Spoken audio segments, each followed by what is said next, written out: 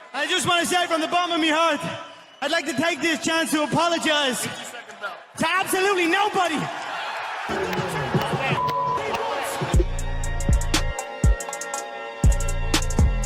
Oh, Great American Pillow Fight coming at you.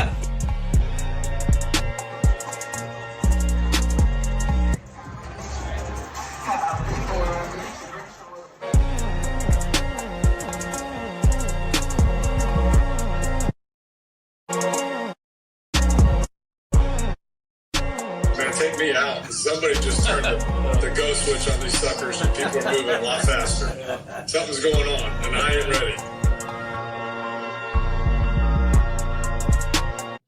On behalf of Jumping Off Sides, we'd like to thank our presenting sponsors, Rubber Boot Crawfish Company. With 2 locations to serve you on Uri Drive and Mansfield Road, don't forget to ask about the 5-pound box special. Tell them Jumping Off Sides sent you.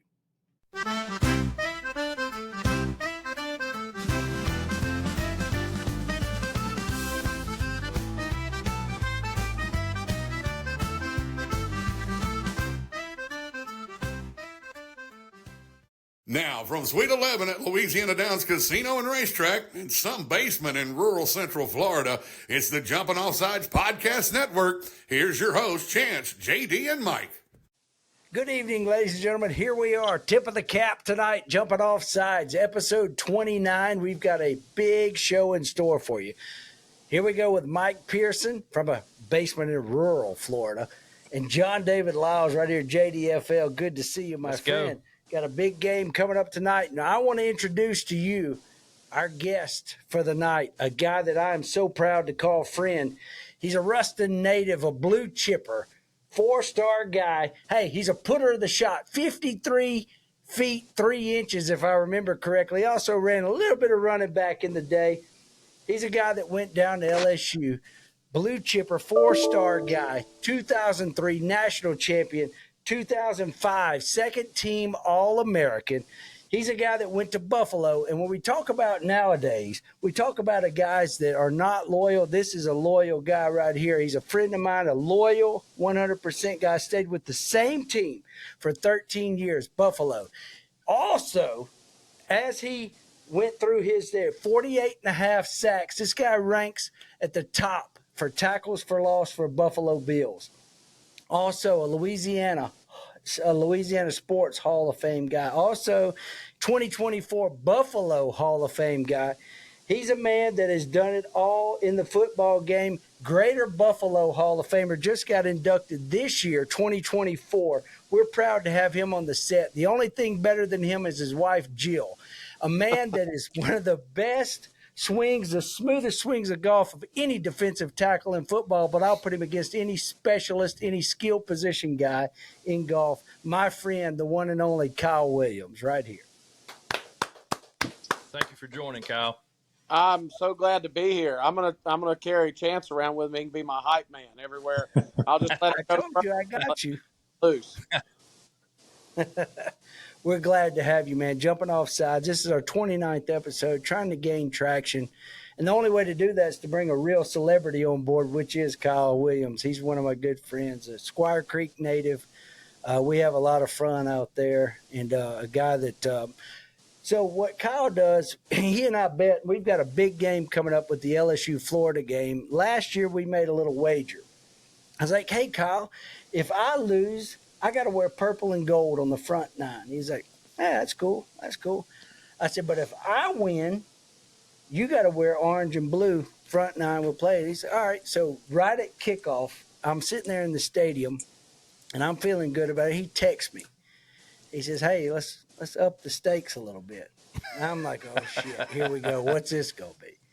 He says, if I win, you got to wear my full LSU gear, the front 9 at Squire Creek. And he said, don't worry, big boy. I'm going to wait till the hottest day on record to make you do it. I said, hey, I'll take it. I felt good. Billy Ray Napier, got the boys ready. We're ready to roll. I said, not a problem. Not a problem. We got Graham merch. We're good to go. Well, y'all kicked our ass last year, and 5 in a row. Kyle won. Now, he has not made me do it yet. I haven't collected yet. Yeah. So Well, I get thought, ready to collect 2 in a row this time. well, I told him the other day, 2 days in a row I next said, August. Are you ready to bet? And he goes, yeah. He said, well, hell. He said, what if we just call it quits no matter what happens? I said, nope. We're going. So if I win this year, he's wearing the old orange and blue helmet for the front. Now, Mike, it's going to take an 8 3/8 head that you've got to suffice that big head he's got. I'll give him this one back here with the Dan Marino face mask on. It'll be fine. Here's what I know. If I win, that 9 holes turns into 18. That's and fine. you think the swamp is bad, the swamp ass you're going to have is a whole nother level. Let's do it. And Hey, I'm ready, big boy. imagining that jersey's pretty snug too, Kyle. It's not one of those loose ones. Got to keep guys from holding you. So, like, we're gonna get him the whole deal. I've got some really nice cleats, maybe a mouthpiece. It's going to be great. I'm ready. God, I can't wait for you to wear this helmet right here. I almost want Sunbelt Billy to throw the game just so I can see Chance wearing that thing around Spire Creek. Don't worry, Sunbelt Billy's going to make it hard on me no matter what. So. Yeah. And what's his record going to be now, Chance? Because 2 weeks ago it was 9-3, so we're back to what, 6-6? Well, I had said 8-4. At worst, Jim, we're 8-4. That's what I told my banker. But I believe we're going to be. Well, right now we'll be lucky to be 5-7. So. Man, how quickly that son of a bitch changes his mind, JD. Coming back. Yeah, it's barring we get by a terrible Florida State team with Mike Norvell. God, but all I know is I look good in the cowboy hats. That's what I know. You do. Look like you put a little bit of that spray and Rogaine in your hair tonight or something too. Looks a little thicker. Shit, that's normal. That's fucking genetics there, Jim. Okay. Lord. Sorry for the language, kids. That's all right. So, Kyle, take us through a little bit of your recruitment in high school from Ruston High School, and who where all you were recruited by, what schools, and what was the big push? And I know it was Nick Saban that recruited you to Baton Rouge, and kind of what sold you on him and going to LSU versus going elsewhere. Well, I was really lucky. I had a lot of opportunities, really all across the country. I ended up taking visits to Tennessee, Nebraska, Auburn, and LSU. Had a couple others planned, and really, honestly, like I got tired towards the end of my senior year. I was scheduled to be a midterm grad, and I kicked around, going to a few different places, and by the time I got to December, I was wiped out. I didn't want to go to another visit, on another trip. I kind of narrowed my choices down, and really liked, Tennessee. I think early in my recruiting process, had a really good friend up there in Robert Peace. Had a really good friend at LSU and Jack Hunt that had gone right before me. We had played high school football together. Really liked the town of Auburn. It reminded me of Ruston a lot, and the coaching staff that was there at the time. And just ended up, wanting to play at home, really. Had, family, friends, the whole deal. Being a few hours from home, it was still far enough away where it was a totally new experience, but close enough where I knew my mom and my dad, my family and all could come and see me, with, Tennessee being, 11 hours away and Auburn being about 6. It was just, logistical there. And then obviously, really all of those teams had great years that year. LSU ended up beating Tennessee in the SEC championship game that year. Nebraska played in the national championship. Was it that year or the year before? I can't remember. Really good. And Auburn had a good year. So it was really had some really good options. And it just came down to, being at home and being close enough to my people, but while also having a really fun new experience. I mean, Ruston's, the population's 30,000 people. And I went to school with 38,000 undergrads, so you still got the experience that you wanted of a big place. Right. Well, what do you going to LSU and playing for Nick Saban? What was that like, and what was the difference in playing for him versus when Les Miles came? I know there's a lot of people talk about it. Just go through the differences there and what you feel on that. Well, that's drawn back. I've been out of that for a while. You know, every day with Coach Saban was such a challenge. It was a challenge mentally, physically. A lot of the things that we did from a strength and conditioning standpoint, from a running standpoint, from a practicing standpoint, was so taxing mentally.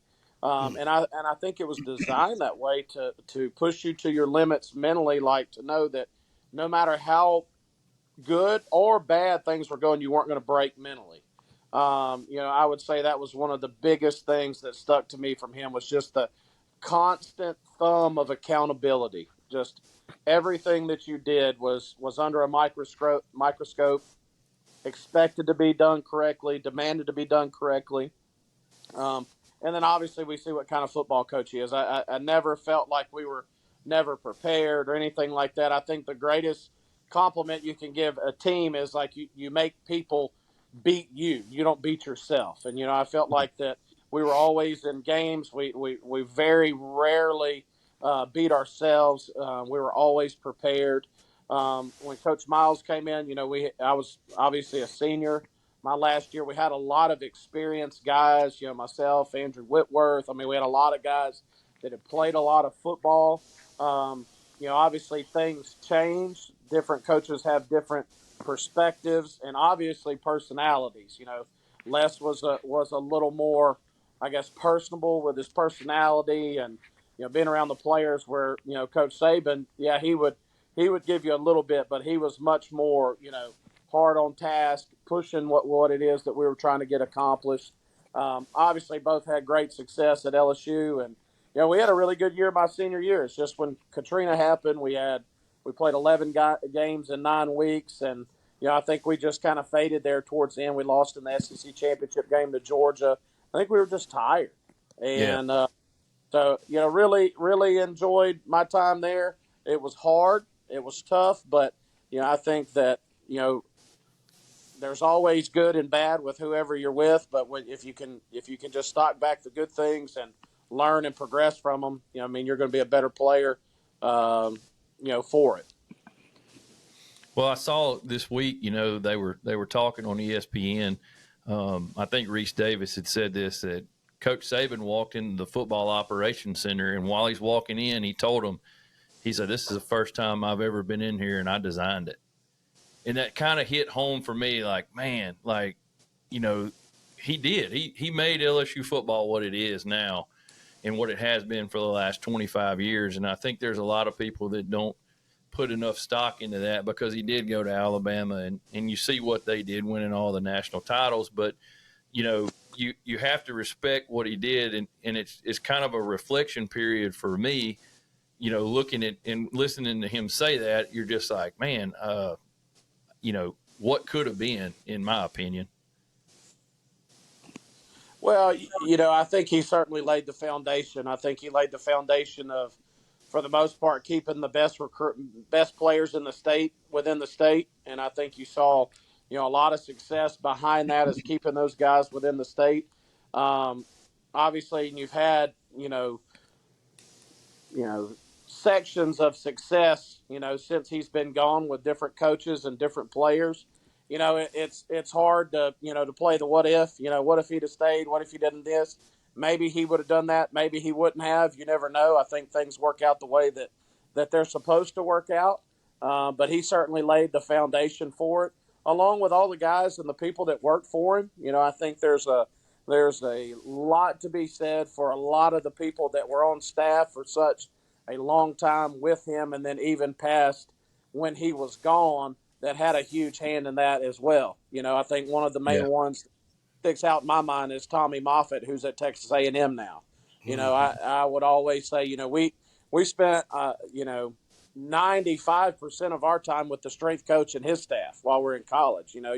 Those are the guys that you're spending most of your time with, and really those are the guys that are building the engine of the motor for your team. And what he did for our football teams, and really for me personally, it is second to none. And we're still have a great relationship. I still talk to him to this day. So I think obviously Coach Saban, along with a lot of people that were employed by him, laid the foundation for success that we've really seen, over the course of time. Right. Kyle, Without a how doubt. are they with kind of the alumni and getting you guys, back in the building and back in the program to be around some of these young guys who are coming in now and helping them understand kind of the tradition that you were such a big part of? Well, I think there's quite a bit of guys that get to go down and spend time there, and that's pretty much an open door policy. I don't get back very much between, I played so long, in the NFL and lived in New York for so long, and then, kind of took a quick hiatus and did some consulting work there and did a little bit of TV stuff, and then now I jumped into coaching high school kids. So I pretty much stay with a full dance card. I like it that way. My wife says I can't operate if my hair's not on fire, so I don't get to go back as much as I would like. But I know that, every time you have a big game down there and you see what's going on, there's a lot of old guys down there, having an opportunity to be a part of it. Yeah, I think just the atmosphere you guys have there, and the way the tradition has been built, and I think it's a testament to you guys and guys like Andrew Whitworth and all those great players that you've had for so many years, and it's been cool to watch. Obviously, as even a competitor and a fan myself of just SEC football. Well, I think when you get an opportunity to, go play college football and you get to broaden your view of what football and sports and the pageantry and the passion and all that behind it is, like, you get to go to all these really cool places and see these different, parts of the country, these different fan bases. And even though you're obviously your allegiances turn a certain way, you gain respect and an appreciation for what's going on in a lot of different places, and having the opportunity to do that in high school and go on these visits and then play and then have a chance to play as long as I did in the NFL, looking around and understanding like the value that the game has within so many different communities and parts of the country and all that, I think is a really cool thing that you get to experience it, like kind of opening your eyes, your worldview, so to speak, and understanding like the fabric that football is wrapped up in with everybody is really, really a neat thing.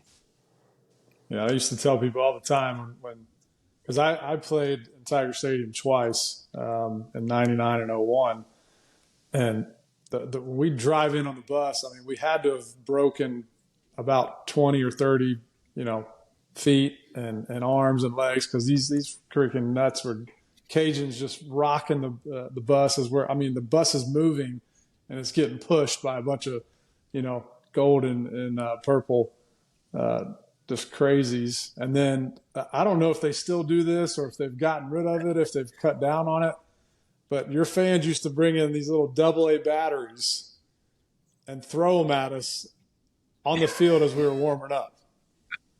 Well, does that still happen? I not that I know of. Like I said, I haven't been down there in a while. Me and a student section, we may would have had to mix it up if I get hit with a AA battery. I don't know. That wouldn't fall under the category of tradition for me. That'd fall under the category of, hey, let me put this helmet down and let's get this settled real fast. Well, to that point, because they would tell us the night before, the security team would come in and say, hey, watch out for this. Tell your parents to be, leery of this. And the guy told us, he said, don't take your helmets off when you're on the field. So somebody's like, why not? He said, if you want to get hit with a AA battery from about 30, 40 yards back, you'll see what it feels like. And sure enough, none of them would ever get close enough to hit us because and it was obviously somewhat police, but I mean, there'd be AA batteries. They'd just freaking fling them at us. Yeah. Well, I've got a pretty good arm. I played baseball for a while. They might would have got an opportunity to catch one coming back. They might would have got a chance to throw it twice. That's the putter of shot that we had, that 53 feet, That's right. 3 It may inches. would have gone a little further and faster than whatever that shot put was traveling back in the 90s. I was going to ask, were you a traditional kick or did you spin in the circle?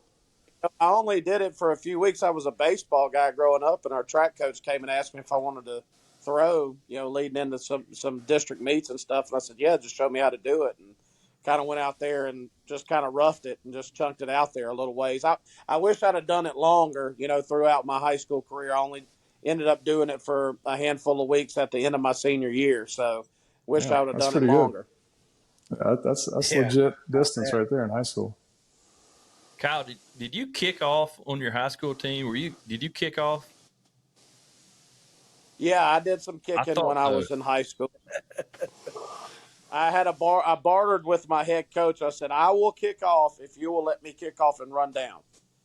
Most of the time your kicker's falling back. He's a contained guy. I said, if you'll let me kick off and run down and make somebody else the contained guy, I'll do it. Like I had a choice. Like he was going to make me kick off either way.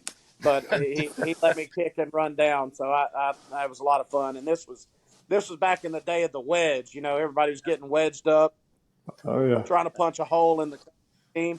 And you had wedge busters. Like your job is to go down there and just cave the wedge in. Out. And I remember like flying down there and just like diving into a pile of poor high school kids. I'm running down there. My hair's on fire. I'm like 275 pounds. And there's this poor little kid from Bird who's like 150. They're in a wedge going to try to block me. And I'm like, and I'm diving into them. It was not fair. It's like Sebastian Janikowski that actually liked to hit people. Yeah, more or less. That's right. Yeah. That's good stuff. They would never let you kick off in Buffalo, though, huh?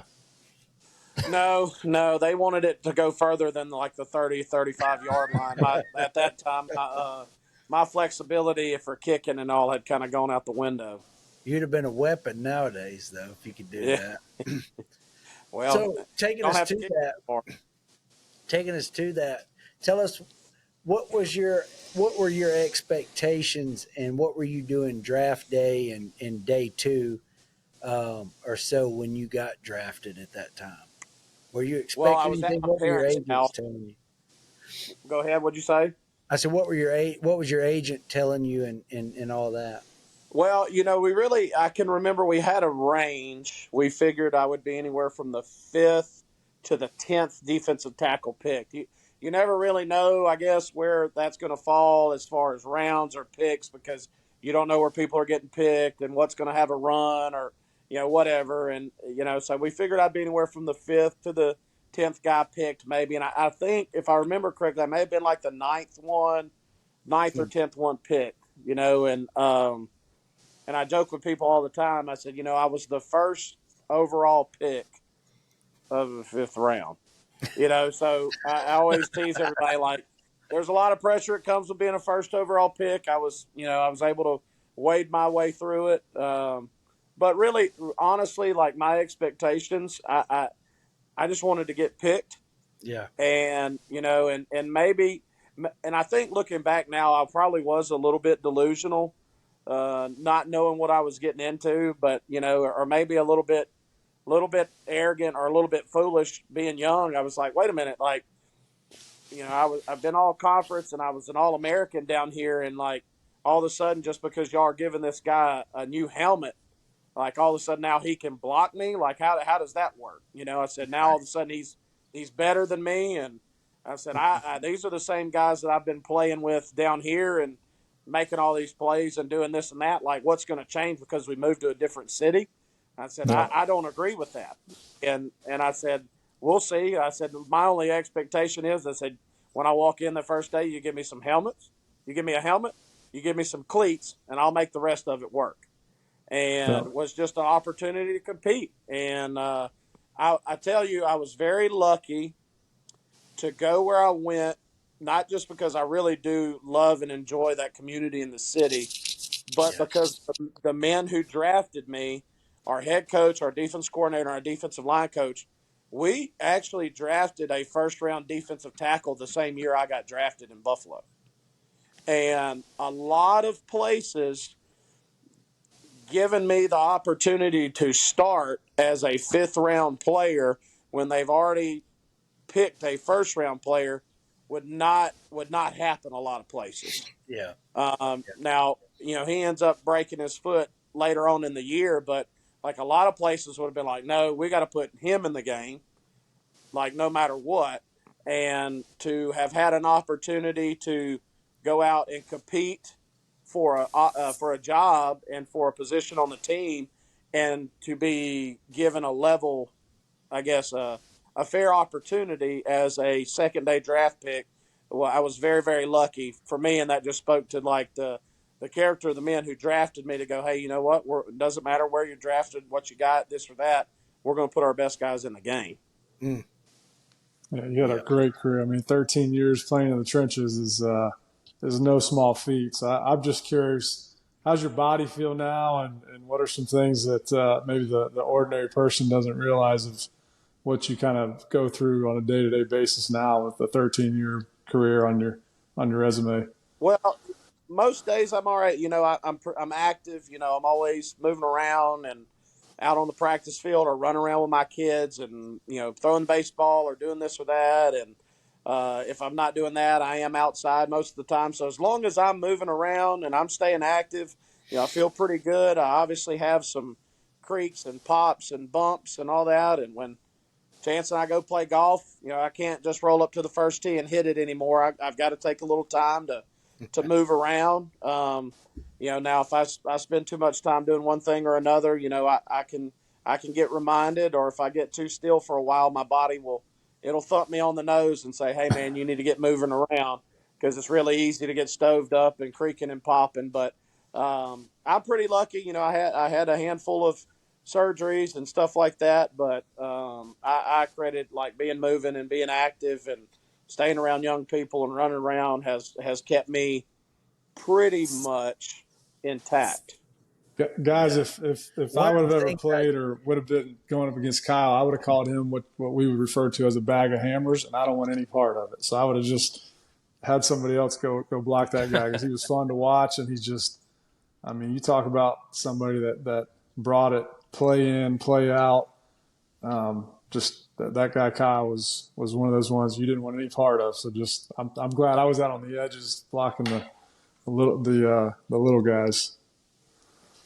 Well, I had to stay away from big long guys. The big tall guys. They could grab me from across the room, and there's not much I could do about it. They really couldn't. And I, you know, I try to impart it to like all the kids I coach. I've had opportunities to go and talk to different teams and different people, and I said, man, if you can figure out a way, you know, you're meant to make your mentality a certain way and turn everything into, you know, I mean, for me, honestly, I mean, and it's probably put me in some situations that maybe I didn't need to be in, but like, I mean, I turned it into a personal fight. Like Yeah, bar fight. Yeah. every rep of every game, and I was like my right, like don't touch me, don't grab me. Like it was a flat fight, and it was all out and as hard as I could possibly go, and I practiced that way too. I knew that my skill set was about, you know, being explosive and strong and playing a relentless type of football. So I said, well, if those are my skill sets, like I have to practice that way and I have to prepare myself to play a certain type of way. So I attacked practice that way. I attacked individual that way.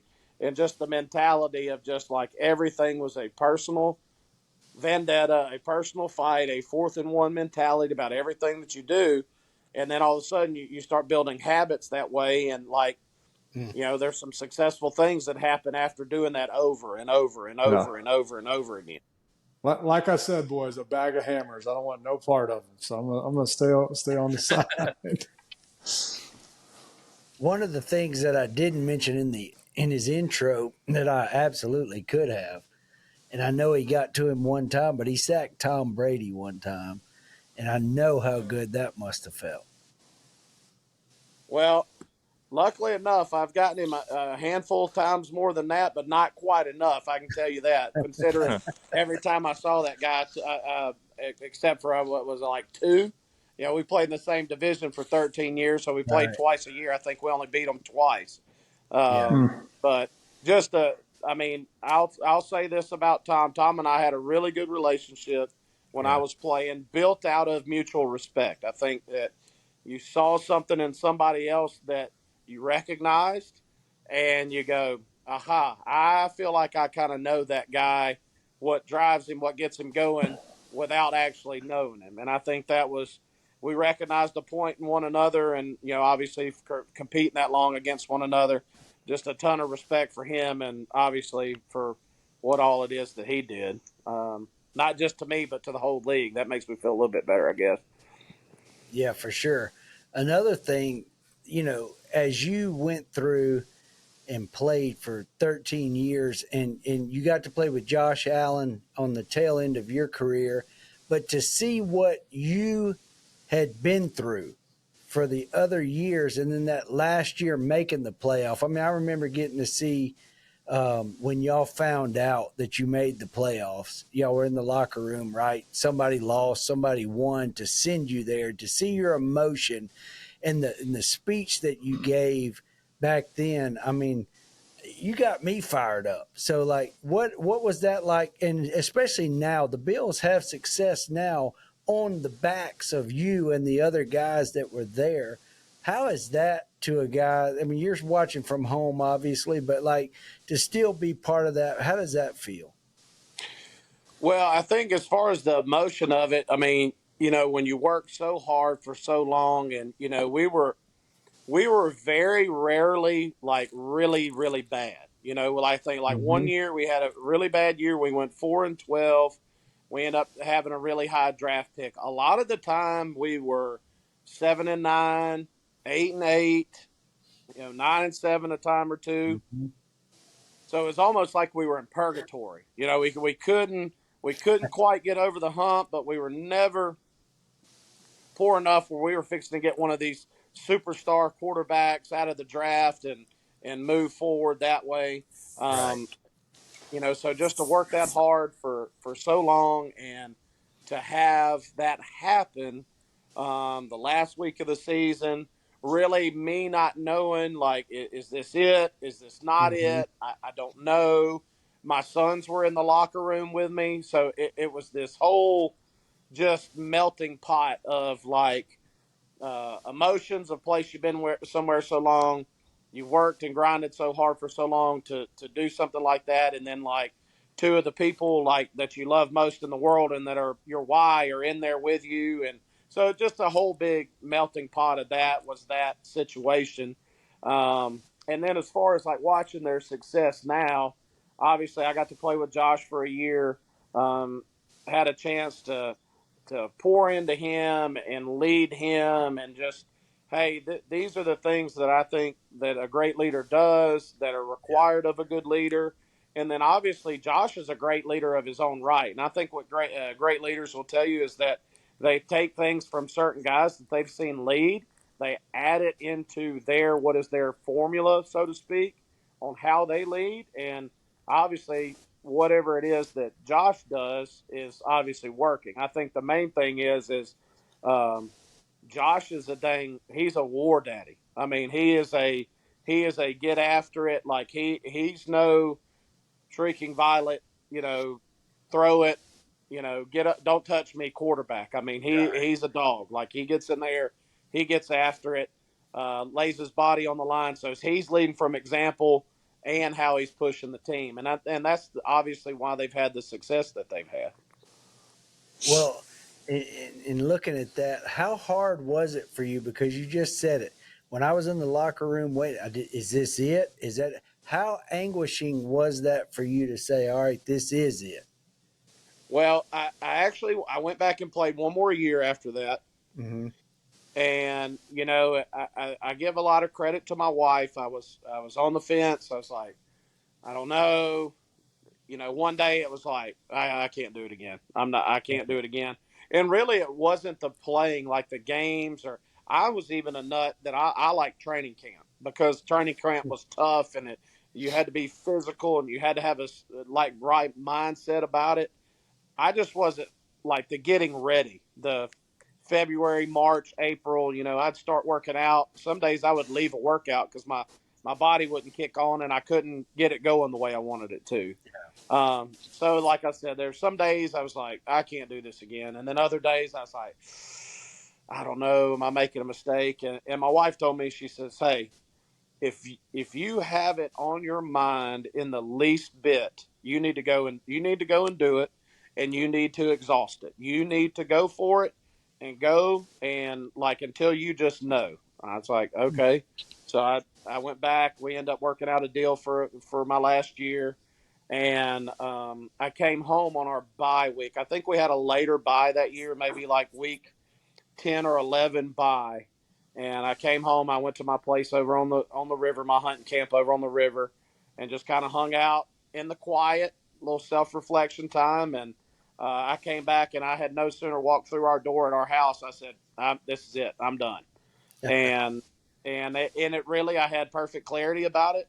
And I was really really lucky. I mean, all the guys that get to play the game, that either get hurt or they get ushered out because of money or another player or this or that, or the million different reasons. I got to walk into a head coach and a general manager, and I got to tell them, I said, hey, this is it. Like, I'm done. Like, this week, I'm done playing. Yeah. And not that you ever want to feel like you one up somebody, but the opportunity to walk out the way you want to and have total clarity and total peace about it. To me, it's like it's a godsend, and having my wife to help me through that, decision making process, and having guys like Brandon Bean and Sean McDermott to be there and be like, man, we love and respect you, and we know how much weight you put in this decision, like, and being able to move on without any doubts was awesome. I look at a guy like Sean and as well as like a Dan Campbell at Detroit. They remind me a lot of each other. They came in and really ushered in a new way of doing things, and or not necessarily a new way of doing things, but just like a mentality. I mean, you look at Detroit now and how they're rolling, and then as well as Buffalo when Sean came in and started really kind of putting things in motion. And I feel like they kind of mirror each other. I think so. I think more than anything, I think the emphasis on toughness and grit with those two really kind of mirror each other to me. Just the sacrifice of understanding, like, the building the team. It's all about us, and that's like to me, it's the most difficult thing in the world in professional sports. I mean, most people are like lining up to like, when do I get mine? Right? Their money or playing time, this Yep. and that. And the coaches that you see that are successful long term have found a formula, and I think it has a lot to do with the kind of guys they bring in, the Yep. kind of character of people they bring in. They've developed a formula of people saying, "Hey, I want to be a part of a team, and I want to have success within that team. And then if our team is successful, all of my individual goals will be met." And I think that has a lot to do with the kind of people that they draft, that they sign, that they bring in. But it certainly has a lot to do with the vision that guys like Sean and Dan and guys like that have for what they want their team to be. Well, how do you feel like that with what you said and bringing in those guys into the NFL? How is the NIL era how is it going to change all that? Because, a lot of these college kids now are saying that I'm going to get mine, and it's not about team first. Well, I'm not so foolish to think that it's not going to be a big problem. But I do know this: the difference between the NFL and NIL is, if you get paid in the NFL and then like next week you can't do your job, like, they'll send you home. Goodbye. And there won't be any NIL for you there, versus, Yeah. I don't know all the inner workings of the NIL system in college, but I know a lot of times it seems like people are getting paid before that they produce and do these things. As far as the NFL goes, like, you have to produce, then you get your money. And if you want to keep making that money or keep getting those things, you have to continue to produce, or they will ask you to turn in your key card and go see the GM, and good luck on all your future endeavors. So, I think there's probably going to be some perspective and some attitude changes once they figure out the difference of the business of the NFL versus the business of the NIL. I feel like the team that's probably doing it the best currently is really Pittsburgh. The way that Narduzzi has really set it up to that exact sentiment of, hey guys, we're going to still recruit you and bring you in almost like we did 10 years ago. But our system is going to be, when you start producing, you're going to start making some nice returns. And I feel like that system and that group of men up there are maybe ahead of the curve. Now, granted, time will tell because it's the first year they've tried to roll that out. I think where a lot of teams are going to have to try to wrap their heads around is that transfer portal, for better or worse, because that's not going away. And in order to get your teams, I mean, the case in point, look at FSU from last year to 9 months later. I mean, we're sitting in the barbershop Saturday, and it's like, how in the world do you go from being a top 5 undefeated team to 1-9 or whatever they are right now? It's just mind-boggling, and I think that's why Saban said, "Hey, let me get out of here and ride out on a high note." But I will say, we were joking about this the other day at the golf course. It wasn't like Saban wasn't doing a little bit of NIL before NIL was legal either. So let's just not let him off the hook completely. I think he started realizing that the playing field was going to be leveled a little bit more than he was used to okay with. But nonetheless, I think he just realized after that last meeting, that they talked about before the semifinal, and they've got kids coming in there and saying, "Well, what about my playing time? What about my money? What about this?" And he's like, "Hold on, we're trying to play for a trophy, and you guys are worried about the wrong things." Yeah, I really don't keep up with. I'll check scores, but the inner workings of college football, I don't. It seems to me it's a little bit of, I want my cake, but I want to eat it too. I want the NFL, I want to be treated this certain type of way until it's time to be treated like, hey, you're not doing what it is that's required to do. So like, hey, I mean, imagine how everybody would act if they go and get little Johnny out of math class, out of Algebra 200 at LSU, and go, hey, the last 2 or 3 weeks have not been going good. You've been getting beat all the time. Like, you need to give us your books, and you need to get your stuff at the apartment by 5 this afternoon. Like, you don't have a scholarship here anymore. Yeah. And, whoa, wait a minute. I'm a student athlete. You can't wait a minute. No, like, you got paid, and this is right. Like, so there's some of that. To me, it's not the real world. It's kind of what I was talking about the NFL. Like, when they move into that deal, like, hey, it is a production business. Sure. Yeah, absolutely. And I think that it gives like some false sense of reality of what like some of this stuff is. It's hard for me to wrap my mind around. And look, I'm all for like, hey guys, you gonna get paid. You want to do a name, image, and likeness deal, but like some of this slinging some money at some guys that, before they get on campus and you don't have a clue if they can play or not, it's kind of, it's just counterintuitive to my black and white thinking mind. I wholeheartedly agree. They're putting them in a very precarious position as an 18-year-old. It's not their fault, right? Yeah, 100%. That's right. But it's wild, and you sit back and you watch, and you're like, man, where is this headed? Right? I mean, this can't be sustained this way, like you said, from the portal to NIL and all this kind of stuff. So it's kind of like holding your breath and like waiting to see what's going to happen next.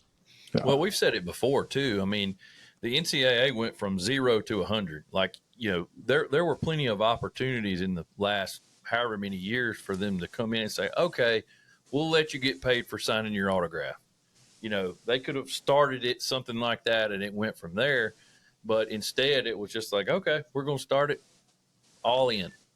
So it didn't kind of walk up the ladder to where it is now. It's like it is what it is. Yeah. So. Well, that takes us to the next segment of our show, which is brought to you by Louisiana Downs Casino and Racetrack, which is our going under the hood to our instant replay from a couple games from last week. we'll dive into the Ole Miss Georgia game last week and everything that happened with that. Mike, did you get a chance to watch that one? I did, and if I'm Kirby Smart, I start looking to make a quarterback change pretty quickly because I don't know what's going on with Beck, but I think he's thrown 9 or 10 picks in the last, I think, 15, 12 picks 12, sorry. Yeah, so, I mean, it's, something's not meshing well with him and Bobo, and we talked about it last week. Pretty much with Georgia, hey, guys, don't give them 14 points, and we'll probably win if you get a 17. But when he keeps spotting them, I mean, our game in particular, he spotted us 10 points off the bat in the first 12 minutes of the game. So Carson Beck and the bad decisions. That's right. Kyle, it's a new band coming out. As a coach at LSU? Sir? Didn't you have Kirby as a coach at LSU? Yeah, he was the secondary coach when I was there. Yep. He was the secondary coach. Will Muschamp was the defensive coordinator. Coach Boone, yeah. That's my guy. I love Boone, man. I wish we could have kept him. He's a good dude. We pulled the plug a little bit too soon on him, I always felt like. Yeah.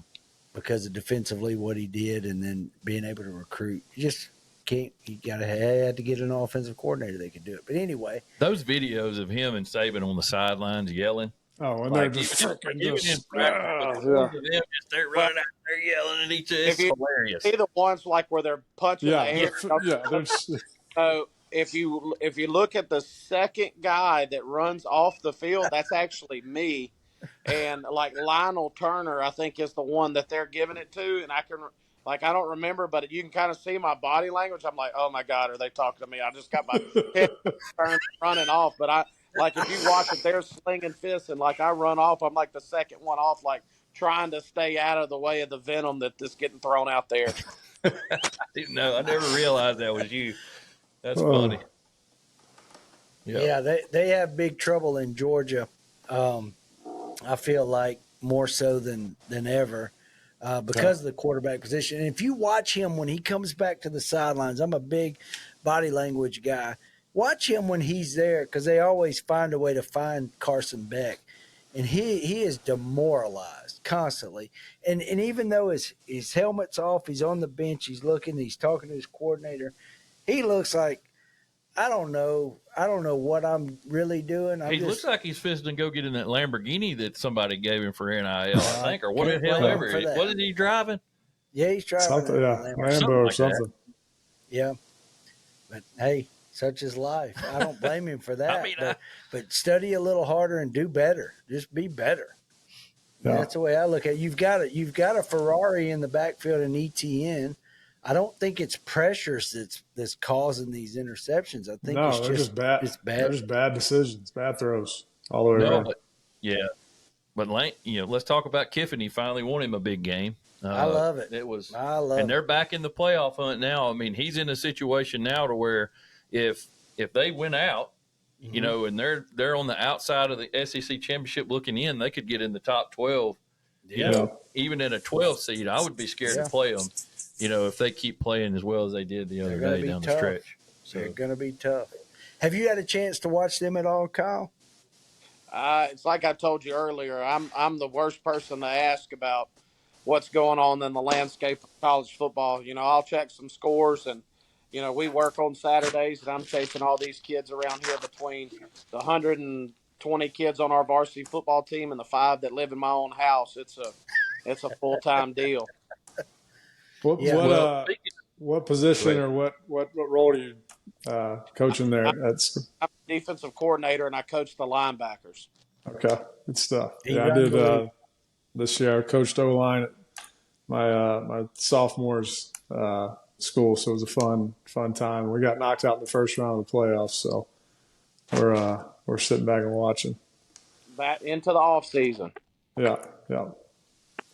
I've had a chance the last couple of years to go over and watch Ruston High, which is where Kyle coaches, and I watched him. He played Eli Holstein in the semifinals the first year they made it to the Dome, and watching his guys and how they prepared and how good they were on defense,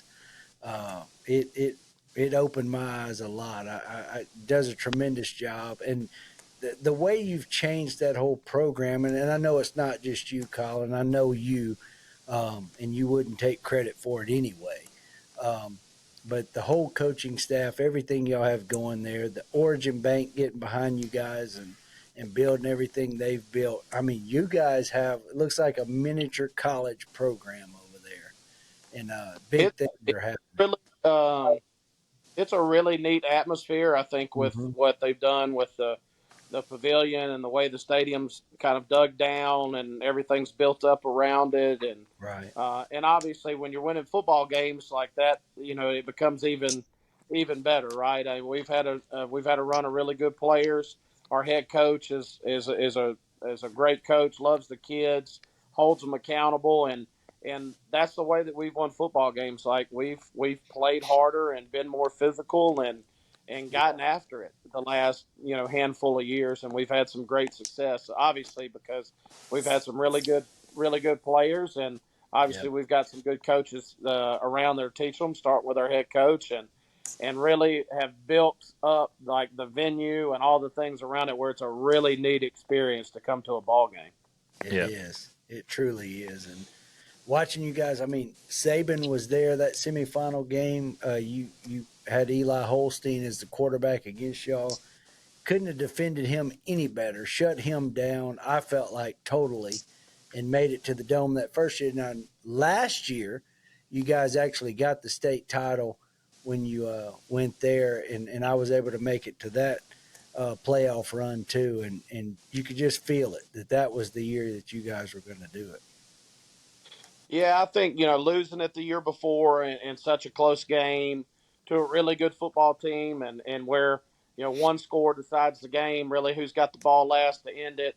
I think, and with most of that group coming back, that was kind of the core group, and you could just tell from I forget what night in December that state championship game was, and when we got back and we started the off season program that year, you just opened the doors and go, hey, here's what we're doing, and said go, and that group just took off, Right. and you could just tell from the very start, like this crowd right here, like they're on a mission, like they're interested in getting better every day, and on top of wanting to get better every day, like they had a great mentality. They're extremely talented kids, and I think one thing that if you got to watch our group, not that year, last year when we won the state championship, is like those kids truly, they loved each other, and like they loved being around each other. They hung out, like, and it's really just to watch their bond. And then when you got into really tough games, you just said, they'll figure it out. Like we're gonna make some calls, try to get them in good position, and like they'll figure it out. They had a lot of figure it outness, and they did. It was a lot of fun to be around that crowd. Awesome. Well, did you get a chance to watch the LSU-Bama game Saturday, I watched what I could. I or what you saw, wanted to?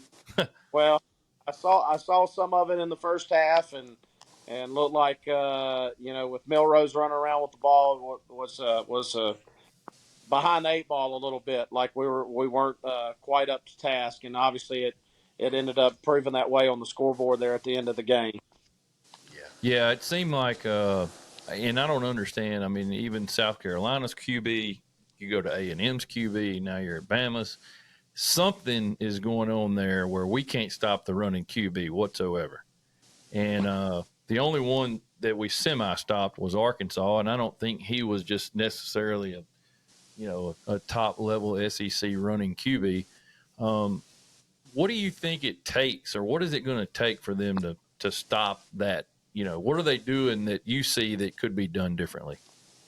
Well, so to what you're asking me, I can't give you an exact analysis because I haven't just watched it and broken it down what it is, what kind of quarterback runs they're doing, what they're doing. I can just tell you like the opportunity to use the running back to pull people out of the box if he's not lead blocking, is a challenge. You get these talented running backs, and depending on what people are doing with their front, six or seven, how they're deciding to fit runs, what they're playing on the back end coverage wise, dictates how you're going to fit those things. So, you have opportunity to use those backs to pull guys out of the box, and then now you're playing with a lighter box, and then you're trying to figure out how to fit it with a light box. And then if you're running the back up in there and you're creating another gap as a lead blocker, now you have to gain a person in the fit because they're adding a gap by adding a blocker with the running back. So there's a lot of different challenges there. And like I said, I'm not going to spit out what I think they are because I haven't just watched what the runs are and breaking them down. I just know that quarterback running stuff, especially when it's just not the old-fashioned zone read. You run zone read, you can decide who you want to have the ball, and you either freeze or surf a guy, and you do these things. But when you start having these design runs that, maybe there's some gap scheme stuff, there's some zone stuff, you're pulling people out of the box with the back. I mean, you have to have a very clear plan for stopping that and whatever it is the derivatives you see off of that are. So it presents a lot of great challenges as far as playing defensive football to stopping those quarterback runs. Well, Kyle, I sent JD a sweet little poem on Sunday morning that we don't need to read or go through. No, but I'm just a big I guess proponent of Brian Kelly is never going to win y'all a big game because the guy's never won a big game. And just I would love to get your take, and maybe because, like you said, you don't watch it as much as you'd like to or could comment on, but I just still don't buy the fact that this was the guy that y'all wanted to replace, national championship head coach, a guy who was a native son, then obviously Les before him and Nick before him. Like, I'm just scratching my head on how you've had a history of big-time winning coaches who know how to win and win a national championship to picking the fake accent from Notre Dame. Got him. I can't speak to the hiring practices, but I will say that, I know Scott Woodward, and he's a smart guy, and he's much smarter than me. That's why he's in the position that he's in. So I think the thing is, for me, is he's had success where you want to break down big games here or there. That's not really for me to do. Like I said, I don't just get in there and break it down the way that some do. I think the thing for me is continuing to find, recruiting good players and finding guys to get in the game. As that continues to, I guess, stockpile, if you continue to sign good classes, and then we look over the course of time, this is year 3, right? Yeah. This is the 3rd year. So you start looking at this year and then next year, if you've compiled these really good recruiting classes and these guys are getting older, and then you kind of stack up and see, hey, what's going on? I think a lot of times that the speed of the SEC people talk about a lot, but you need to look at the line of scrimmage. Amen. What's happening offense and the defensive lines, and whether that's from we're playing a bunch of young guys. We've got a guy that's not good enough here and or there, or we're trying to develop these guys. I think that's really where the microscope needs to start, just from my perspective of, because you can have the most elaborate, best offensive or defensive scheme in the world. You can get guys to the ball unblocked on defense, and then you can't tackle a guy. So then it comes down to, what's the sliding scale of how's our coach doing versus what's our talent level wise.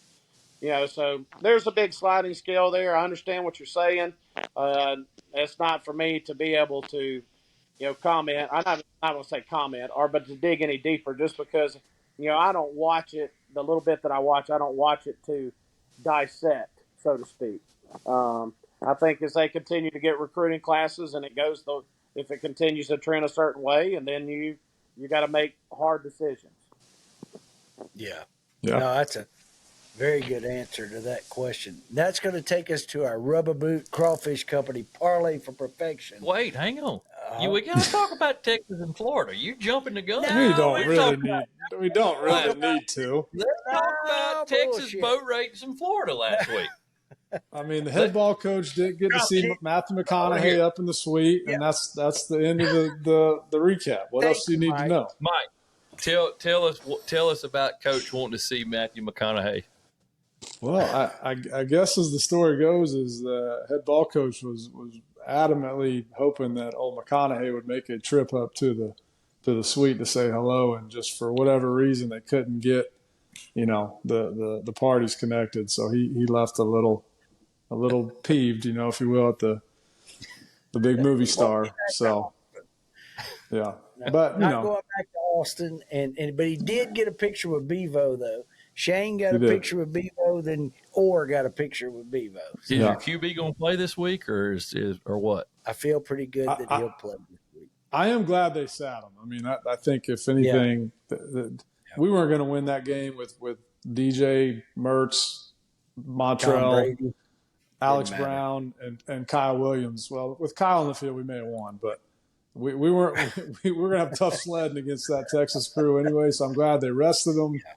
Let them get healthy, or at least healthier, and let's bring them home for hey, we got to win one of these next two, and then God forbid if we lay an egg versus FSU, maybe Scott Strickland might have to go back on his commitment. What I want you to understand though, that commitment is through 23 or 24. That commitment's through 24. That doesn't have shit to do with 25 that he'll be back. It's just saying we're not firing him before the year's over. That's what's misconstrued with people. If he lays an egg and loses these next three, he's done. Write a book about him. He's history. I don't know if I agree with that. We'll have to read that note together because I'm pretty sure he made a very Jimmy Dale. Jimmy, he's gone if he doesn't win the next three. One of the next three, he's gone. Anyway, Rubber Boot Crawfish Company, ask them about the 5-pound jumping offside special as we go to our Parlay for Perfection series right here. Kyle, I gave you a list of games to pick. I know you know what you're talking about. So I can't wait to get it. This might be where we put our bet on right here, and I might make you wear a Gators helmet off of these games. He's going to beat it. I'll be like my kids. I'll be picking colors and states I've been to, and I like their mascot. That's what I'll be picking. There you go. That's what I do, Kyle, every week. So, well, it'll probably work out for me. Hell yeah. All right, so let's go to we're going to start at the top here. Number 7 BYU 9-0 playing Kansas. Kansas 3-6 coming off a pretty big upset. Mm-hmm. Who you got in this one? Kyle, who do you like in this one? So Kansas and BYU. BYU's giving up 3 points, 9-0 at home. Make me pick against the line, or can I just pick them? Do whatever the hell you want to do. How about that? How about that? I'll be the cherry picker. I'll go stop there.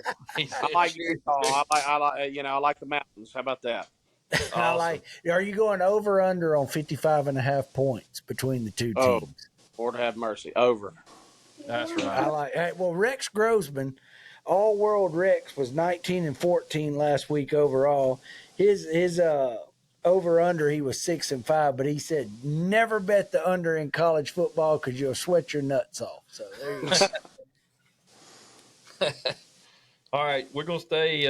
We're gonna pick a Louisiana game here. Number 25 Tulane 8-2, 6.5 point favorite at Navy.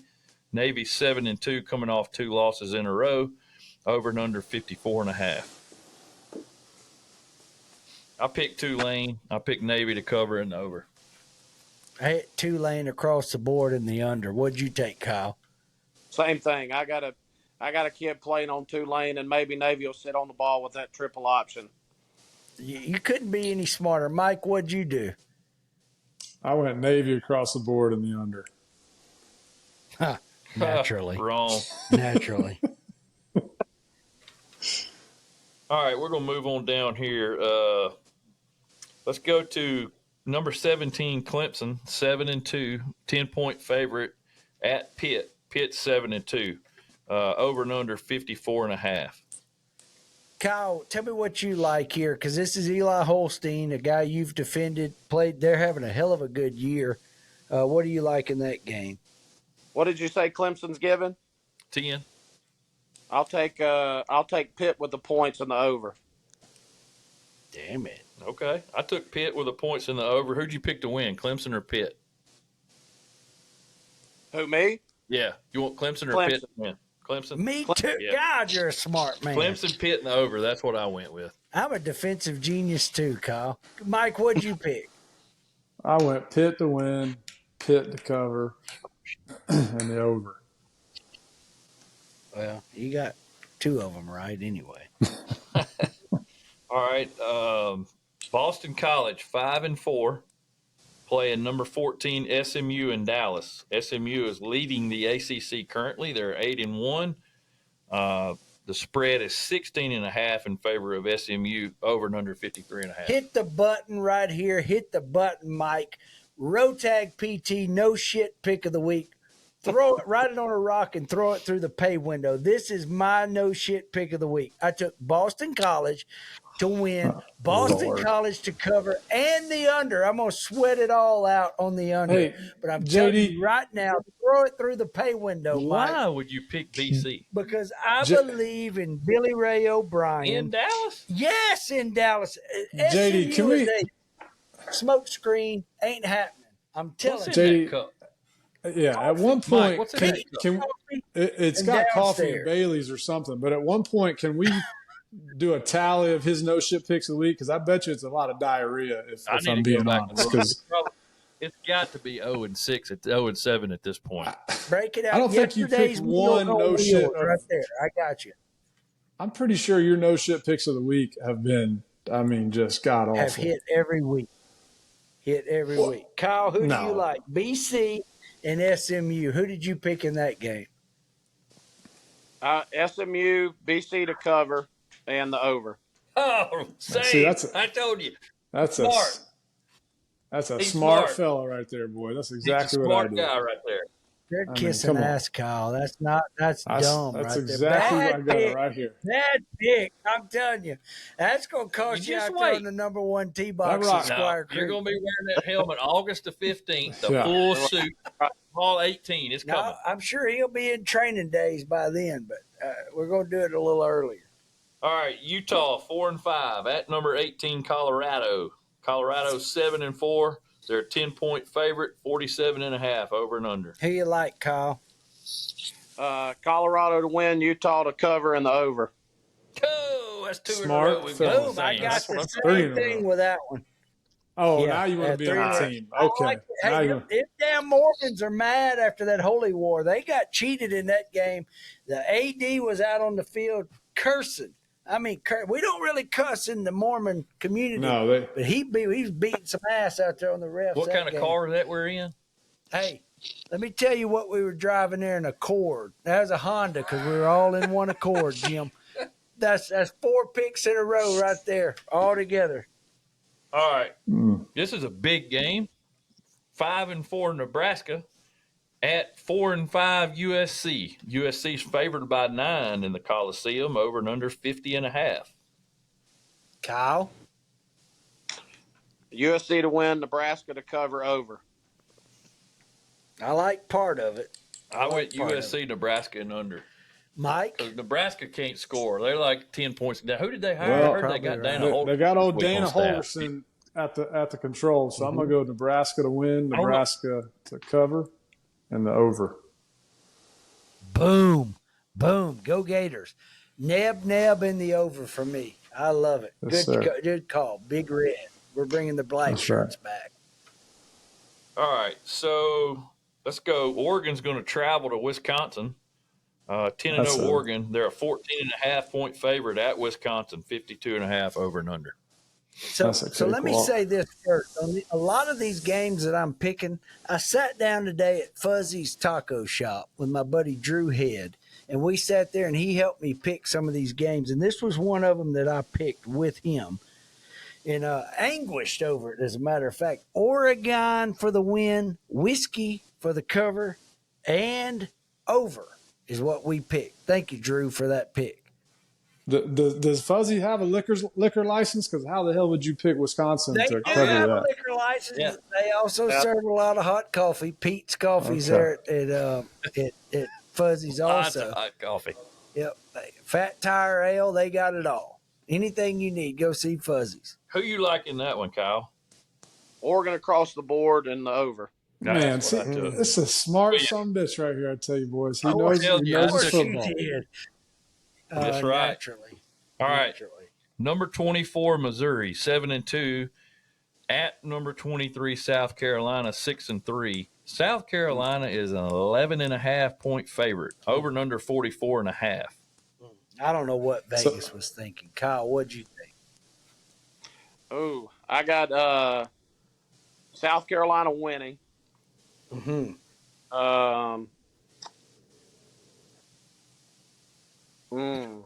Missouri to cover. Okay. And I'll take the over.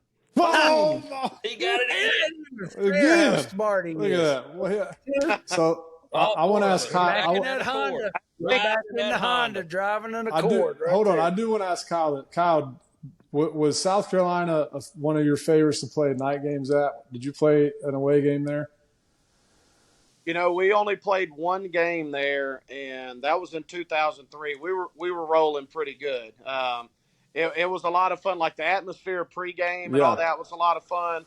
It got out of whack pretty early, so you didn't get the full Sure. experience. But it's a neat place to go into and play a night game. So y'all are gonna love the story. So our linebacker coach Jim Collins and Ric Flair were, I mean, really good buddies. Like I don't know if it was like high school buddies, but they were tight. So we'd have Ric Flair on our sidelines quite often. And when I was playing, that's when WCW and Nitro was kind of at its peak.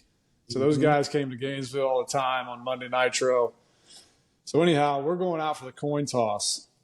And I don't know if JD and Chance know, but the 2001 Odyssey song is what Ric Flair walked out to for his wrestling matches. Well, that's what South Carolina does for their pregame warm-up. So we're walking out on our sideline. Ric Flair's on our sideline. He must have just hit about 6-8 balls and about 4 or 5 shots because his skin and his face was redder than Kyle's hat. So they're playing the music, and I walk right up to him. I'm not kidding, guys. And I'm all jacked up, and I go, woo, real loud, and I slap him as hard as I can on the chest. He looks at me and goes, woo, woo, woo, and he slaps me as hard as he can on the face mask. And Rex is standing there. Alex Brown and Marquand Manuel were walking up, and they go, man, you white boys are crazy. We just go straight out. It was awesome. Like, I mean, we were sitting there, and they had no clue what the woo. I mean, we're wooing back and forth at each other like just freaking kids. So anyhow, South Carolina is a great venue for college football. Good. Sandstorm is that's a very good opening too, right behind the Space Odyssey. And they were going to try to white out the Gators, and Lou Holtz got a little business, 55-10, just for FYI on that score. That final. I love it. Lou Holtz. All right, going to Arkansas. It's the first time Texas has been to Fayetteville in quite a while, I think. Number 3, Texas, 8-1. They're a 13.5 point favorite at Arkansas. Arkansas is 5-4 on the season, over and under 57.5. Old Southwest Conference rivalry. Who you like in this one, Kyle? I like Texas. I'll take Arkansas to cover, and I'll take the under. I like it. Ooh, you believe in Petrino to score some points on Texas then? Well, I think from everything I hear and talk to everybody, all those guys love Pittman, the head coach, and you know, obviously that'd make points appear or wins appear. But you watch them, even though they may or may not win, they like to getting out there and playing hard and doing those things, and just maybe pulling for them more than I should. Yeah, I think you are. I took Texas and the gas I all did the too. way. I Texas, took Texas, and the over. Yeah. Yeah, I was saying he ain't going to get him a nice old cold beer after this game. He's going to need something else. Yeah. One of those 8 balls from Flair, probably. All right, we got 2 left. Number 6, Tennessee, 8-1. at number 3 Georgia. But Georgia's not even number 3 Yeah, now. that's I missed that one. old. What are they? Yeah. What are they ranked? What they drop to? I think they're 11 or 12. Tyler, do you know what I think Georgia they dropped dropped to number 19. They're not that far. They're out Oh, of they the dropped playoff out? They're not picture. that far. No, Oh, they okay. I didn't. thought they were 11. Anyway, I thought they were 11 or 12. Georgia is a 9-point favorite against Tennessee at home, over and under 48.5. Yeah, Kyle, what do you like in that one? I'm gonna go Georgia all the way. I know they've had some struggles, Really? but yeah, I think Kirby will get them going. And Athens, tough place to play. Tennessee's had their own struggles scoring in the first half. Yeah. Okay. Yeah, that was one of my things with Tennessee, and I'll tell you what it ended up on the whole deal for me. So I took Georgia to win. I just feel like they're going to figure a way out to win. I think the defense is too good. Tennessee, because they haven't scored in the first half in a few of these games this year, I feel like they may have some trouble off the bat, and I took the under because of that. Like I think that Beck's probably going to give it to them a time or 10, but they'll figure out, and then it'll be under. And I just don't think Tennessee's going to be able to score on Georgia. I don't either. I think I picked Georgia to win, Georgia to cover in the over. They're at home. They've played well at home. Most of the games that they haven't played well at, it's been on the road. I mean, they played terrible at Kentucky. They played good at Texas, but then the game at Ole Miss there, they didn't play real well. But their home games, between the hedges, they usually play very well. So, Michael, I went Georgia to win, Tennessee to cover, and then I took the under. I feel like both of these offenses are a little suspect. I like the way you pick. Yep. You ready for this farmhand? I got the farm hand here and the ranch hand here. So I'm ready for either one it goes. Last game on the slate here, fellas. See that? Come on, baby. Number 21, LSU. 6-3. They're a 4-point favorite. They're at 4-5 Florida, going for number 6 in a row. Over and under 55.5. Who you got in this one, Kyle? Well, in the spirit of not ruining my bet, I got to take the Tigers. That's right. Yeah. What'd you say the line was? LSU favored by 4. I'll take LSU on the line. And 55.5. Yes, sir. I'll take the under. I did the same thing. Interesting. Mike, it's your turn. Listen, we're going to defend the swamp like nobody's business. It's back to the 3:30. Hold on, I thought I was reconnecting. We're gonna win the game. Internet. We're gonna. I'm in the basement, so sometimes we get a little suspect. We're gonna win the game. We're gonna cover, and we're taking the under. So just ride it on the rock. Okay. And throw it through the pay window chance. That's your Road Tag Portable Toilet Services no shit pick of the week. JD, I'm my no shit pick of the week is LSU to win, LSU to cover, and the under. Lagway's hamstring is not going to allow him to run the ball. He's going to have to beat LSU with his arm. We've already seen they can't stop a running QB. He's not going to be able to run that much. If he does, it's going to be bad. If your freshman Yale player comes in, that's even worse. So I think LSU mashed the points. Yeah. So, but the under. When I was a kid, listen, you're going to get a heavy dose. You're going to get a heavy dose of little miniature ball, aka Fred Taylor Jr. is what you're going to get. Y'all going to hand it off a ton. Yeah, for 13, sure. It's going to be run. Yeah, 13's coming right at you. So get ready. Stand up, hold your phone up in the air, stick it under your arm, get something to work here. My God, Tampa, Florida, you got to get better internet than that. We just went through a hurricane. Unreal. I've had enough. Now he's sideways. Yeah. Hog Hair, Florida. Welcome.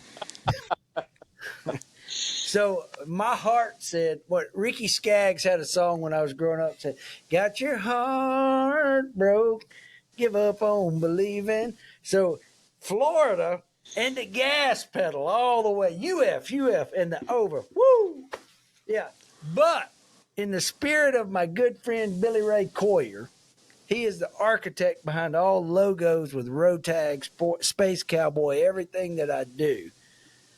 Billy Ray said, under that, you got to make a head pick. So I did make a head pick, guys, and it's LSU in the over. But I'm standing on faith, son. UF in the over. That's what I'm going with, and that is the brand for this week. Now, let me say this. Let's hope that Pearson can find his way back home here and get some internet. But all I can say is this. For episode 29 of Jumping Off Sides and Parlay for Perfection, John David Lyles, Mike Pearson, Kyle Williams, and myself, Chance Gant. Go Tigers. Thank you for joining. And as I say each and every week, strive for perfection in what, Mike Pearson? Catch excellence. Settle for excellence. Settle for excellence. Strive for perfection and settle for excellence. Kyle, when we have you back on the show, you can finish that off because Mike sucks every week. I'd love. Thanks for having me, guys. Hey, thanks for joining us, man. Thank you so much. And guys, that's a Kyle, wrap for episode 89. Kyle, say a prayer for me. Say a prayer for me because I got to entertain these two yahoos up for this game this weekend. I don't know if I'm gonna be able to handle it. By the way, yeah, hold on to your hat. We'll be thinking about you. Y'all have a big time. We'll be live from the swamp on YouTube probably Thursday or Friday. So y'all tune try in. To come from Ben Hill Griffin Stadium. Thanks for joining in, and we appreciate everybody that's viewing us. So I just want to say from the bottom of my heart, I'd like to take this chance to apologize to absolutely nobody.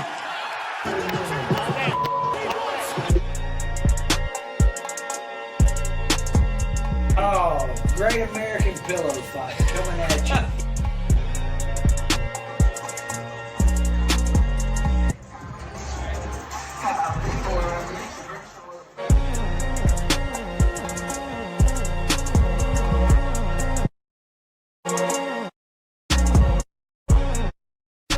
Man, take me out. Somebody just turned the go switch on these suckers and people are moving a lot faster.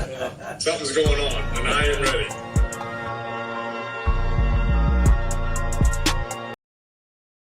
We would like to take this time to thank one of our corporate sponsors, Louisiana Downs Casino and Racetrack.